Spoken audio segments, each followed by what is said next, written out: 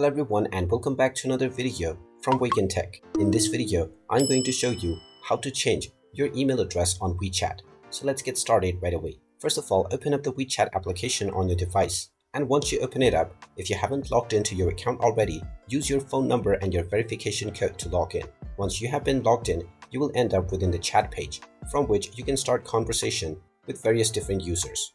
Now in order to change your email address, tap on the Me icon at the bottom right corner.